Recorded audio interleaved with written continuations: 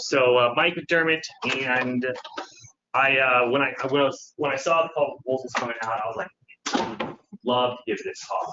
And I'm going to jump into our agenda real quick. My title, I lead sales at Asimily. If you know anyone knows Asimily, we're a cybersecurity company. So focused on healthcare, and we're in a couple different verticals now. But I want to talk about why I wanted to give this talk. I spent 20 years only selling to healthcare. So my first job out of college was selling. I'll show you the bladder scan and glide scope. Has anyone ever done a bladder scan PM? Glide scope PM, right? So I'll talk a little bit about that and my experiences there as well. And what I've learned through essentially the last 20 years of working in capital equipment and then going on to software and SaaS, even selling CMS solutions and leading teams, is really when we are, whether you're the vendor, the buyer, the end user, there are some pretty key things you want to think about to make sure the most value so everybody wins. And it's not always about price, right? It's not always about the warranty or the best product. There's some nuance there. So we'll talk about that, the right questions to ask, then I have some case studies at the end. Sorry, Nick, I'm gonna interrupt you really quick. Yep. Did you put this on for our recordings, if that's okay with you? Yeah, absolutely. I know you don't really need it in here, but. So how do I wear this? You just put it in your pocket. Yep, and then you can do that to your comfort. Very comfortable.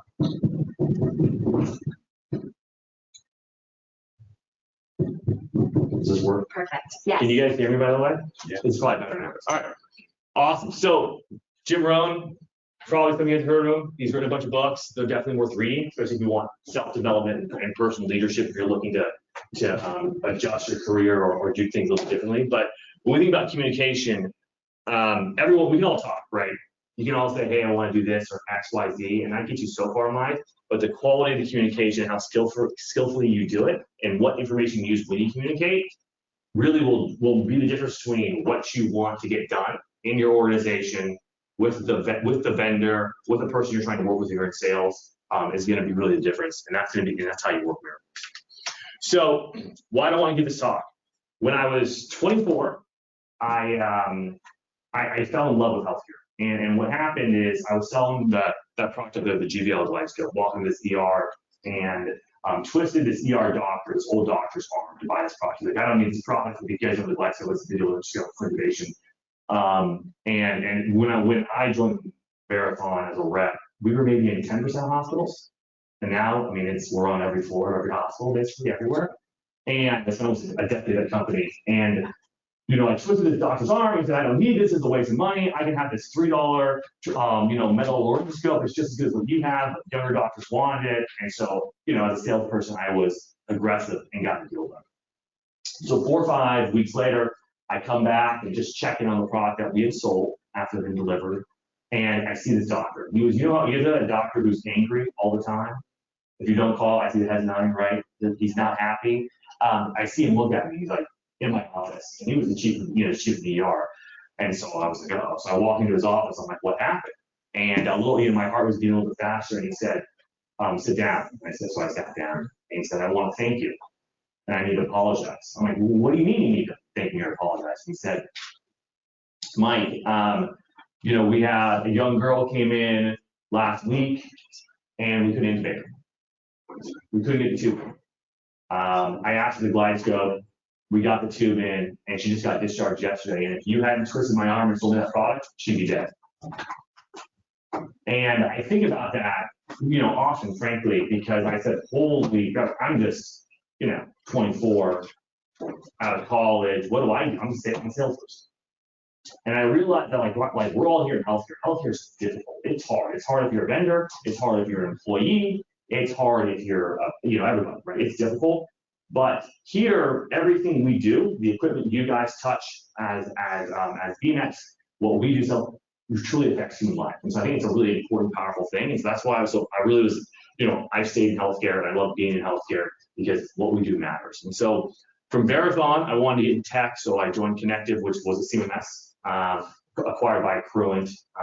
We had quite a bit of growth. And that's where I really learned what you guys do as BMEX. How hard it is, how much more difficult it is than, let's say, traditional IT, which often your IT people don't always understand, right? I'm sure you guys see that, is as far as compliance and all the data that's thrown at you with it, right? So I learned about that. We're talking about pre-op, we did care coordination, And then now I'm at Asimily, which is cybersecurity. And which is focused on medical devices and IoT and how we secure those devices. And so I had this breadth of knowledge of working different stakeholders, different buyers, different organizations. That I think it really helped me. It's going to help me kind of talk about it. And we'll have some case studies at the end. So that being said, when we're looking at who wants to buy the tool, who are our stakeholders? So we got Jeff Bezos over here. He's the evil corporation. So he's the vendors, right? We want to sell you as much as we can for as much as we possibly can, right? Then we have our end users. And so these are our end users. They're wonderful, they're cute, they're adorable, but they often don't always know what they want. And they love the shiny things. I think about, the nurses and the doctors who want to buy the latest and greatest, ultrasound or x-ray for $7 million that doesn't do anything different than what they already have. That's completely fine. You guys can fix and repair. And of course, we got the buyer or the end users, and often I feel like the DMATs somehow get in the middle of a lot of these large purchases. They ask you guys to look or evaluate or can it work? And so how do you kind of, bring everybody together? And how do we get the most value for all these teammates? So let's talk about sellers. So what do us vendors want? We want to be communicated to.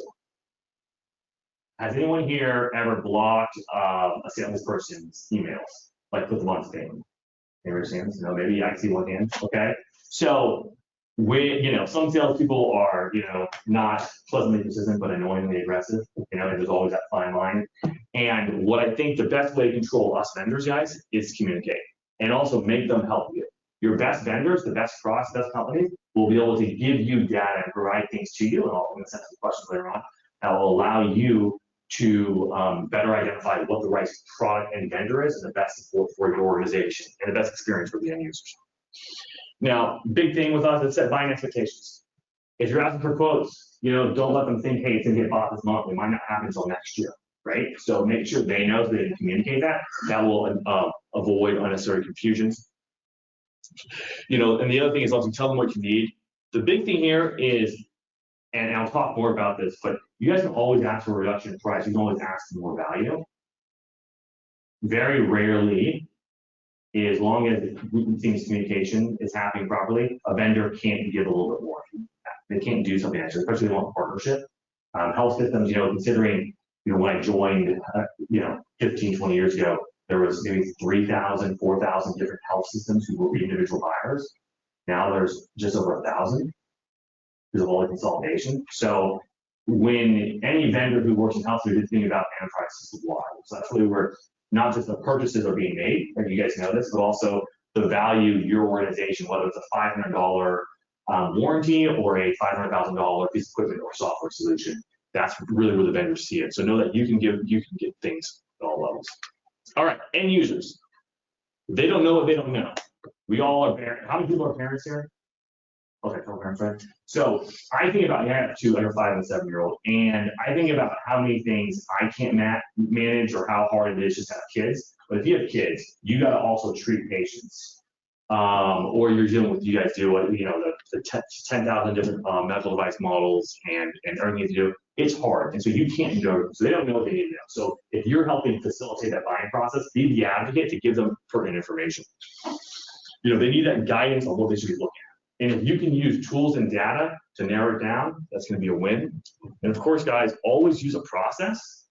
So whether that's an RFP or it's a standard user evaluation sheet they do when they try things, get data points, because you're always going to have that stakeholder who loves the rep, who loves this, but maybe they're gonna push and buy the wrong product, something that you guys can't PM or you guys can't fix. That's a big, right? That's a big challenge, and so we want to avoid that. And I was thinking about doing something on right to repair, and now it's complete BS. All those, not what you guys should be able to fix them, stupid, right? What a lot of the vendors are doing. All right, but decided to do this one instead. So the buyers. This often can be you guys, right? But this is the decision makers, influencers. You're tasked with solving the problem, and they're looking for solutions. And so when I think about this, what do buyers care about? The format lists the law on this is solutions that the end users will support. So whether that's software or it is a piece of equipment or even a part, if the end users don't want to use it, they're not bought into it, you can't buy it. Even if you're the decision maker and you love that product, you say that's the best product, they're the highest rated. If my end users say it's crap, I don't want to buy it, you can't buy it. No matter if it's the best price, it doesn't matter. Now, price does matter, but you have to have buyer from your users. The next one is, even if your end users love it, but if that tool will not work with your other solutions, will not work in your clinical care flow, will not work for whatever reason in your environment, you can't buy it either. And so I've seen so many times, and had so many conversations with VPs and purchasing directors, COOs, CIOs, et cetera, where they said, man, we got this equipment sitting in a closet. We have this equipment, or we have this solution that nobody uses, shelfware, because we checked one of these two boxes, not both of them. So you always got to think about that too. And if you're a vendor and you're looking to sell to them, it's really important that you as a company can check those two boxes. If you can't check those two boxes as a vendor, then it doesn't matter what price you can sell to. And of course, lastly, is if multiple vendors check both boxes, price matters. Okay, right? That's just the truth, and so you have to be thoughtful of pricing total value. Okay, so some overall questions of work, then I'll go a little bit deeper into some more specifics, and I'll have some stories and to share too. So, does the product work? Can our end users use it? Is the vendor trustworthy to do business with? If somebody is off the street, or I remember when I was at Verathon, we had these companies from China coming in trying to sell non-hot bladder scans. And we used to say, well, do you even know where this product comes from? I know it works, but can you trust that vendor, right? And so there's truth because those products would break and they couldn't get fixed, repair, or replace. And so we were able to use that. So that's the way the vendor did it. But also the buyer, you don't ever want to buy any type of solution if it's not going to meet your expected life expectancy. Is that company going to be around? Is that product going to be supported? Do they have the ability, and I've been in the startup space, so does that startup have the ability to support your organization long term? Do they have a track record, et cetera? So it's really important to see those things. How long, if you do work with them today, how much have you bought? How long have you had it? What's the total cost of ownership? I remember one customer, I was working with Stanford because they were using one of our software products, and they realized they're going to switch anesthesia machines. And it took 3 times as long to PM the one they were going to switch to than the one they currently had. I don't remember the models either, probably could say yes, this one, that one, obviously all your experience. And they ended up not buying the PMs because they realized, because they went through and looked at their data, that the amount of effort their staff would have to do to PM those machines would be unbelievable. So just think about those types of things and bring that to your end users or decision makers when you're looking at that. All right, when you're talking to the vendors, guys, use data and ask questions. How much are you spending with them? How many do you have? Check your CMS. So I love telling this story. So I took over the West Coast for Verathon, and I was at a giant hospital in San Diego, and we get a $250,000 purchase order in 2 weeks. And I was meeting with person to get it all done. And we were really excited, and they were going to buy more Kaleidoscopes. And so my rep was there talking to the director of the OR, they would follow for the OR. And I remember when I had checked our inventories at Verathon, I said, how many? I said, they got a lot of Kaleidoscopes in this hospital. Like, it's not quite one for every OR, but pretty much. Like they had one in every ICU. Like I was like, where are they going to put these extra 12, 13 Kaleidoscopes? I just couldn't figure it out. And so I was sitting there like, what's going on here? And the tech, one of the techs in the OR said, oh, hey, Mark, man, come over here. Look what I found the other day. We walked over, we opened this closet. The closet was going to be this big. It was stacked full of Kaleidoscopes, still in boxes. Never PM'd, never taken out. Like it was like $300,000 for equipment that was sitting there. That had been there for like 6, 7 months. And so, and I would say, like, I've seen this a lot, and I've seen this a lot with infusion pumps, story around infusion pumps, I'll talk about it a little bit here, where there is equipment that you guys have purchased that is sitting in boxes that somebody didn't check in properly, et cetera. And so it's one of those things, always check, right? That wasn't great for us because we didn't get that order did not go through, but for the customer, it was the right thing. So always double check that. And often end users, they only see the problem in front of them. They don't see the big picture and what else is going on, especially for your systems. And of course, how can you repair the device? Talked about that a little bit earlier, but this is really key. You always got to cast that into it. And lastly, always ask your vendors, how much is my hospital health system spend with you last month? How much did we spend last year? Over the last 5 years? How many units do we have? Your best vendors will always have that information in their systems. So in every company I've worked in, I had all that data at the ready, and if someone asked me, I could give it to them. And so, yeah, and a good vendor should not have any issue sharing that with you. And so that shows what kind of level of partnership they have. It also allows you then to take that to negotiate. All right, end users. So this could be the scariest part. That ER doctor was so kind of I would say dominant in the room. Is they can sometimes be tough. They want what they want. Has anyone here ever had a doctor throw anything at them? No, okay, just me. All right. So they get angry, right? If something happens, so you have to. How do you talk to them, right? And of course, they always want the shiny thing. So that's where I got this thing from. Jack Sparrow looking at the treasure. But if you have all that data, and I've seen this so many times where, BMETs and biomed leaders have come and gone to someone with all of this data. Hey, this is what our install base is. This is what the user reviews are. Here is the data. This is why we need to go with this product, and see someone who's adamant going one direction or spending more money, or maybe they want to buy the cheap product, change their mind to what was the best for the health system with the data, okay? And do we need this solution? Why does the current product not meet the clinical needs of the patients? It's a great question to ask, because often they just say, I just want the latest and greatest thing, when really it's not clinically better. Do we need, do we actually have to buy this tool, get something else, use it, etc.? And then of course, help them justify the cost. Fleet replacements. One thing that I'll have a story about this in a second, but what's pretty interesting is when you're looking to narrow down your products, use that data to down select to one or two vendors to pick. Because what you guys don't want is to be doing a POV with 10 infusion pump vendors or 9. And so that's obviously certainly time consuming. Okay, price. Vendors will always have something to give. Like I said earlier, they always will have something to give. So just now, whether that's price or it's warranty or some other value, there's going to be something. So always make sure you ask, use your data, okay? Because of this spend, I want X. Because of Y, I want this. Give me X and I'll buy this thing. There's always something you can do to get a little bit more, and then you guys then say, hey, guess what? I got 5% off. I got this extra warranty. To your leadership, look at me.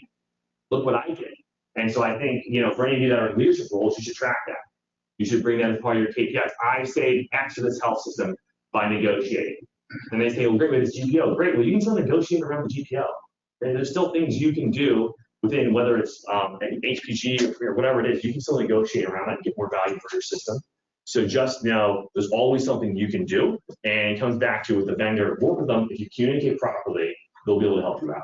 If there's not communication, and they go to leadership and ask for something special, that's where the vendor can get bundled with it. So you want to be thoughtful about that. Of course, end users will always have great information that the sales reps arm them with, right? We as salespeople will go to the clinicians and give them clinicals, give them case studies, give them cool things, and then that will get them excited. We'll have a lot of great information, but when you have your data, you'll be able to combat that to make sure they choose the right one. And lastly, always think yes if.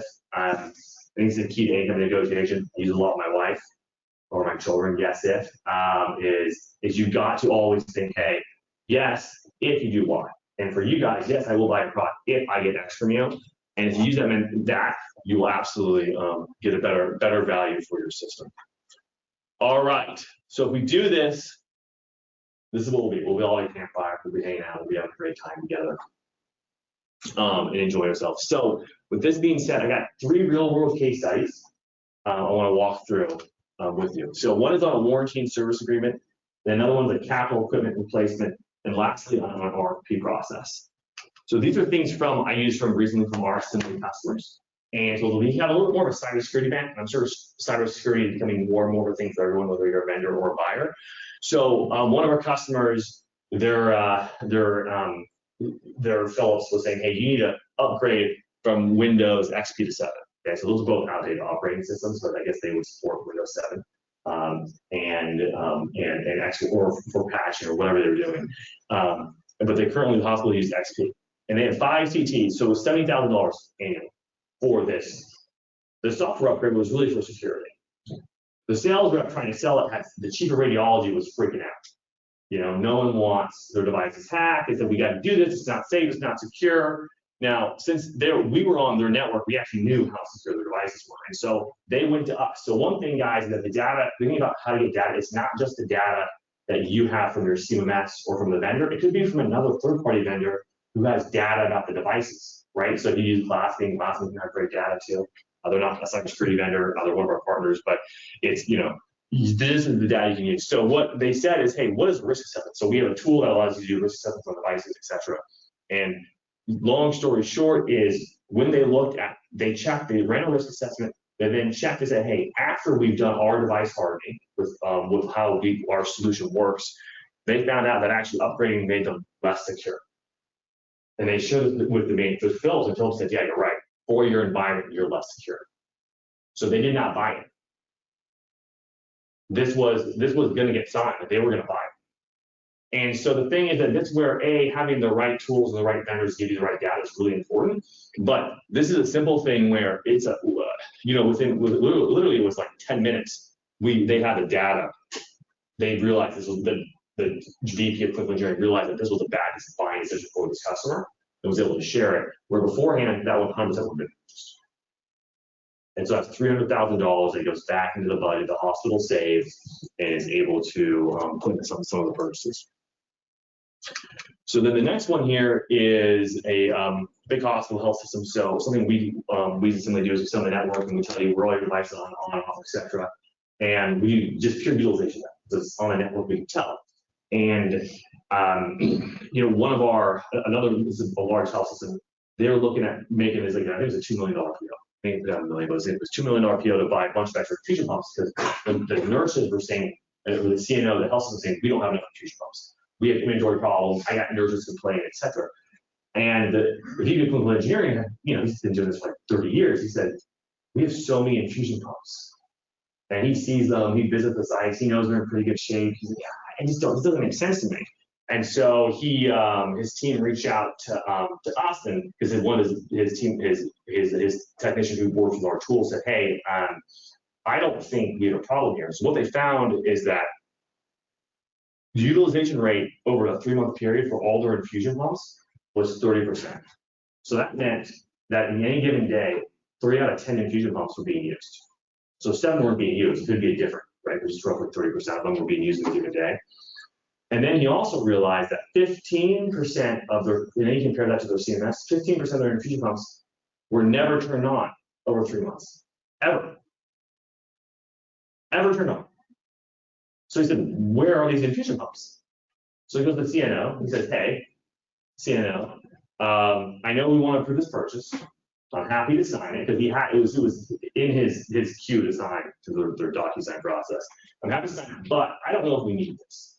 And let me give you this data. And she said, what's going on here? So then she wrote an email to all of her nurse managers. So a lot. It was like it was like over like 200 units or something that reported up to her. Is I need you all to check your departments for infusion pumps. They found like 100 or 200 that were hidden at different hospitals and sites. Like somewhere like where you have like the patient's bathroom, like behind, underneath the patient's bathroom, like in closets, covered. Like the craziest story is because the nurses were hoarding the infusion pumps and they didn't know. And so of course they didn't buy them. And this is an example where when you have data and you can correlate it and take a step back. And that's the hard thing, right? You take a step back and look at it.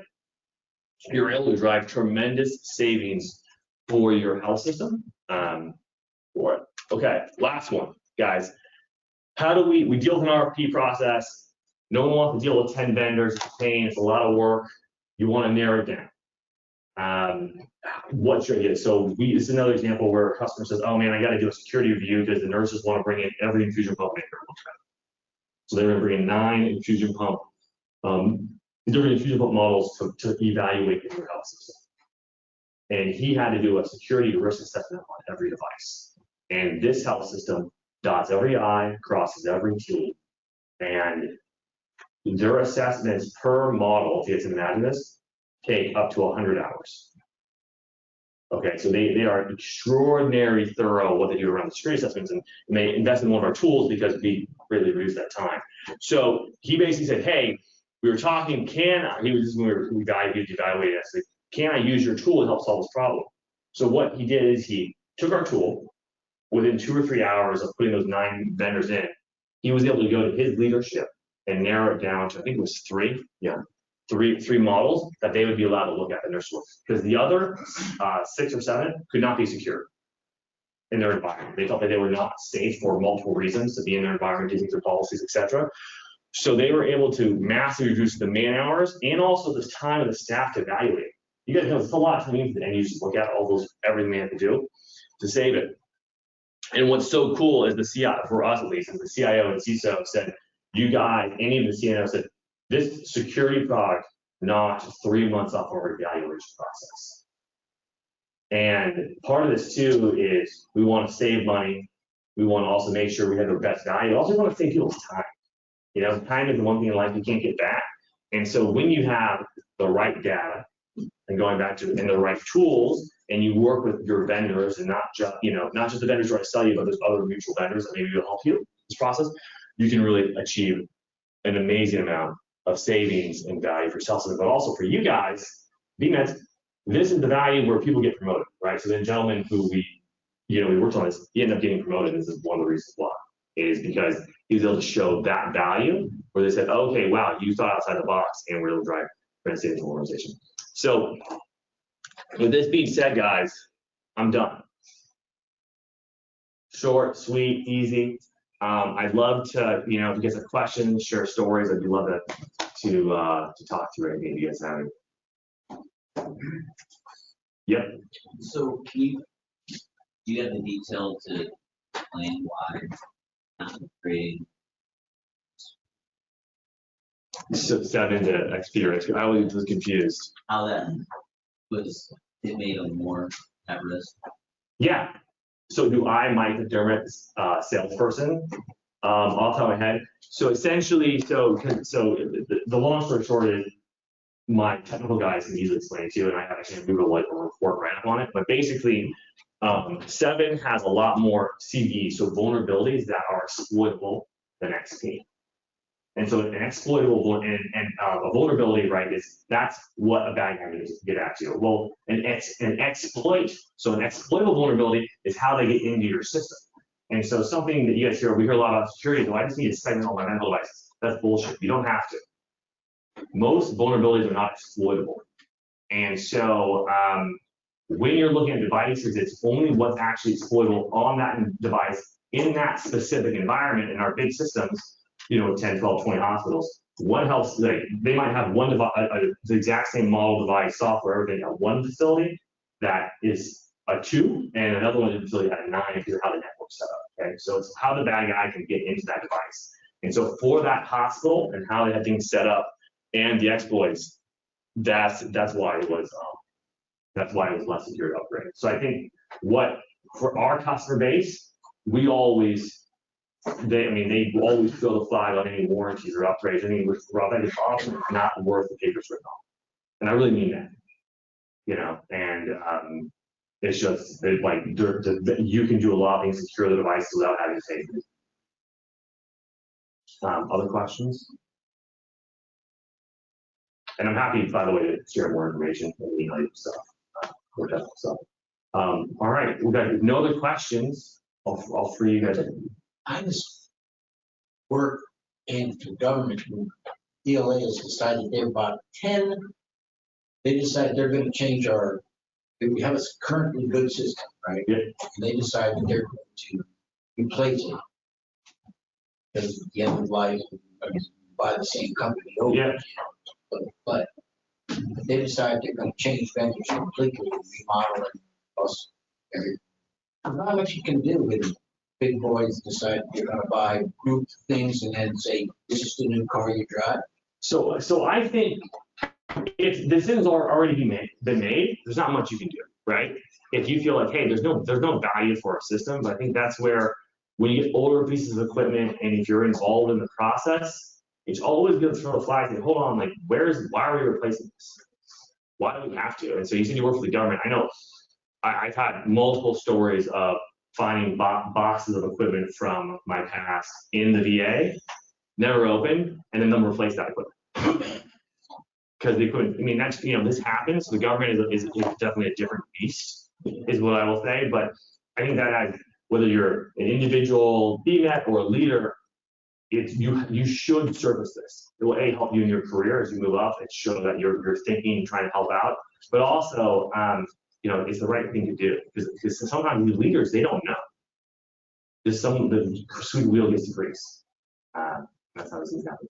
Other questions? Yes, sir. Are you finding that in-house biomedical sort of recognize the cybersecurity issue or more of a realistic threat, or they still haven't the realities of the environment? So it's supposed to be like, I've heard of my common spirit question.